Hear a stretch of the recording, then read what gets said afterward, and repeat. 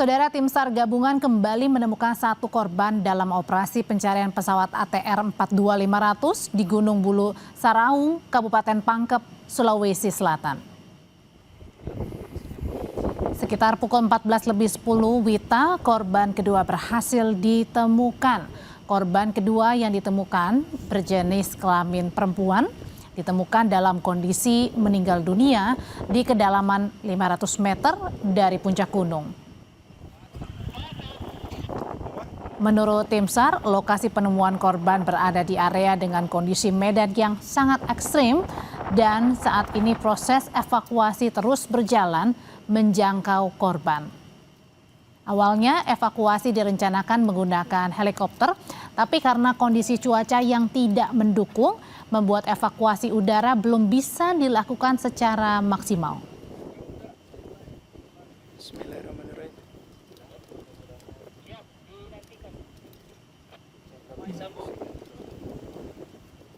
Saat ini sedang dalam upaya proses evakuasi.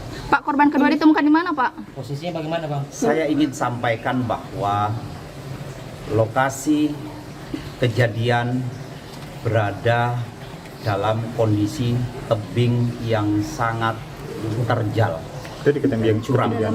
Begitu juga dengan kedalaman korban diperkirakan ada di kedalaman 500 meter dari puncak. Pak, korban kedua ya, Pak? Korban kedua ya, Pak ya? Iya. Jenis kelamin. Jenis kelamin, Pak. Kemarin kan lagi, Pak. Iya.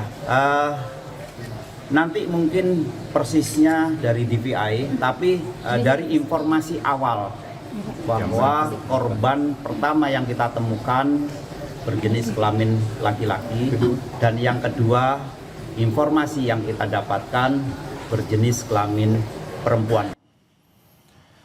Saudara, seorang warga desa Tompobulu, Pangkep menceritakan detik-detik pertemuan atau penemuan jenazah yang diduga korban jatuhnya pesawat ATR 42500 di lereng Gunung Bulu Saraung. Arman merupakan warga yang diminta untuk membantu tim SAR gabungan dalam proses pencarian korban pesawat ATR 42500. Dan dalam proses pencarian, Arman jadi orang pertama yang menemukan korban pertama. Ia mengatakan jenazah ditemukan di dalam jurang dengan medan yang terjal. Atas temuan ini, Arman langsung menghubungi tim SAR dan ikut menjangkau lokasi bersama dua warga lainnya.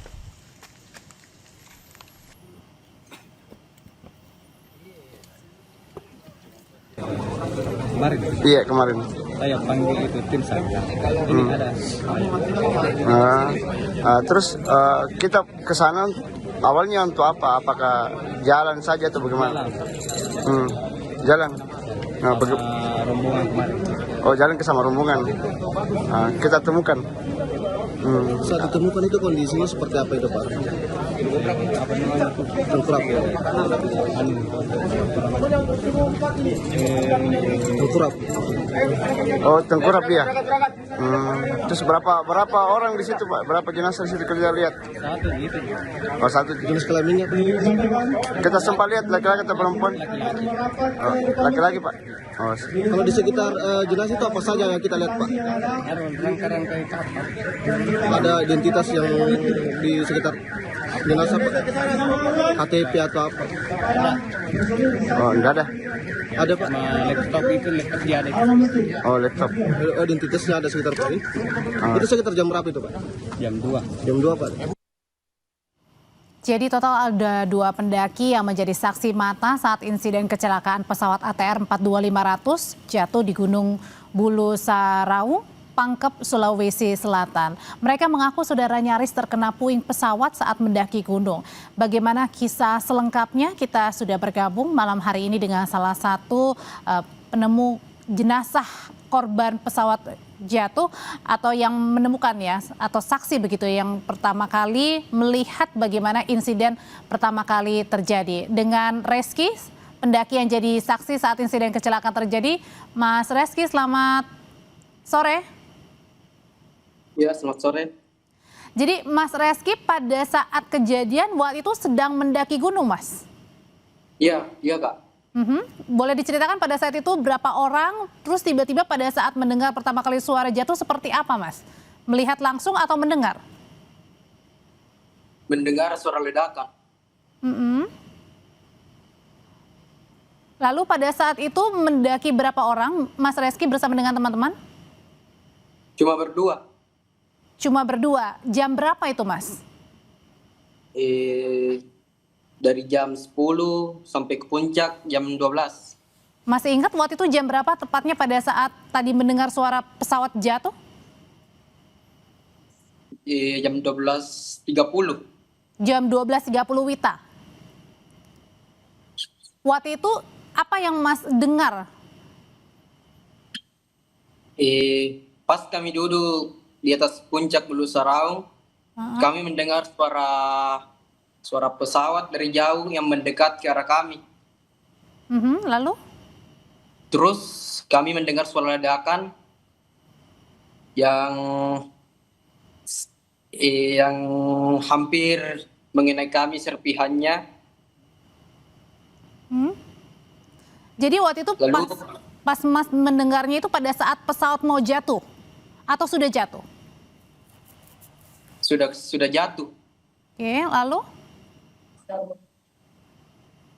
Lalu kami berlindung di belakang batu dari serpihan yang hampir mengenai kami. Waktu itu Mas Rizky sendiri tahu nggak itu adalah pesawat yang jatuh atau waktu itu bingung apa nih? Sudah tahu karena dari suaranya. Oh, gemuruhnya ya begitu ya? Oke, Mas Reski sendiri pada saat itu tahu jatuhnya di mana, dekat dengan kira-kira pada saat Mas Reski berada? Kurang tahu karena ledakannya jadi kami yang lihat. Oke, berarti lihat begitu tapi kemudian mendengar juga ya. Mas Reski, pada saat Mas Reski mendaki, melihat juga pesawat jatuh, mendengar bahkan, saat itu kondisi cuaca di sana seperti apa Mas Reski di Gunung Saraung? Ya, kondisinya sangat berkabut dan anginnya sangat kencang. Kalau kita lihat nih Mas, kan di beberapa video yang ditemukan itu kan anginnya kencang. Ini kencangnya seperti itu apa sangat kencang pada saat kejadian? Sangat kencang. Oke, lebih kencang lagi berarti daripada video-video yang kita lihat ya Mas ya. Dan kabutnya itu juga sangat mengganggu Sangat sekali. tebal. Sangat tebal. Sangat tebal kabutnya. Sehingga kalau Mas Reski juga melihat dengan pandangan mata sulit ya Mas ya? Sulit. Kalau pada saat Mas Reski kan kemarin itu melakukan pendakian ya bersama dengan satu kawan lagi ya Mas. Pada saat melakukan pendakian waktu itu medannya seperti apa Mas? Medannya licin, terjal. Licin, terjal, kemudian jarak pandang juga sulit? Sulit. Oh, oke.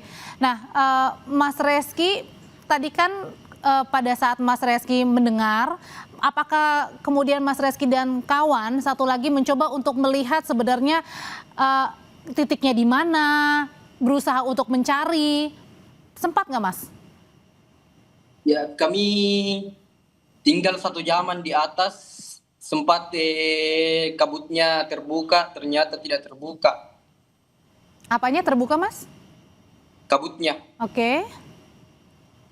Oh, maksudnya kabutnya masih tebal pada saat itu Mas Reski berusaha mencari juga, tapi kemudian sudah menunggu 1 jam tetap saja masih tebal, tidak bisa melihat apa-apa. Tidak bisa.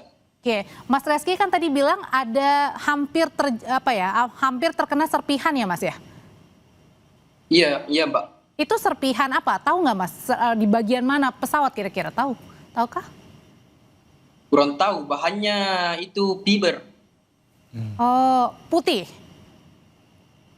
Kecoklatan.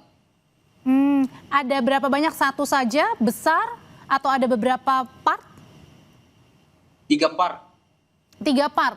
Pada saat Mas menemukan 3 part itu, Mas kan tadi kan melihat bahwa pada saat mencari tidak bisa karena begitu kuat sekali ya, tebal ininya ya, kabutnya.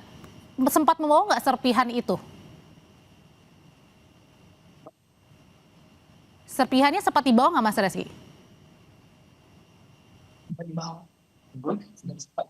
Serpihannya Serpihan yang kecil saja. yang kecil saja. Pada saat itu Mas Reski pada saat turun dari gunung, apakah langsung mencari atau memberikan tadi serpihan tadi? Kami langsung memberikannya kepada panitia base camp. Bilang apa Mas Untuk Reski barang- pada Bilang Kami apa pada saat langsung- itu? Hah? Bilang apa pada saat itu ke base camp? Pertamanya mereka tidak percaya. Terus apa yang Mas Reski ceritakan waktu itu? Terus kami membuat story di IG tentang pesawat yang jatuh. Terus kami tag info kejadian Pangkep. Oke, jadi pada saat Mas melakukan Instagram Story, di situ juga Mas nggak tahu ya, maksudnya belum ada beredar bahwa pesawat jatuh ya? Sudah ada beredar pas kami turun. Kami melihat story Instagram info kejadian Pangkep, terus kami langsung membuat story di IG. Oh oke, Mas Reski sendiri pada saat tadi berada di Gunung Saraung sampai turun ke base base ops gitu ya, berapa lama? Butuh waktu berapa lama dan apakah pada saat turun itu juga sulit? 1,5 jam. Dan di situ cuacanya langsung berkabut dan hujan. Oh oke, jadi pada saat itu Mas Rizky juga belum mengetahui ya kira-kira ada berapa orang di dalamnya, hanya tadi terkena serpihan-serpihan yang 3 puing itu ya dan kemudian dibawa ya Mas? Iya Mbak. Oke, Mas Rizky terima kasih informasinya sungguh sangat berharga terutama tadi pada saat serpihan langsung dibawa ke base dan melaporkan ada pesawat jatuh di sekitar Mas Rizky dan juga kawan-kawan ini mendaki di Gunung Saraung. Terima kasih Mas Rizky, sehat selalu.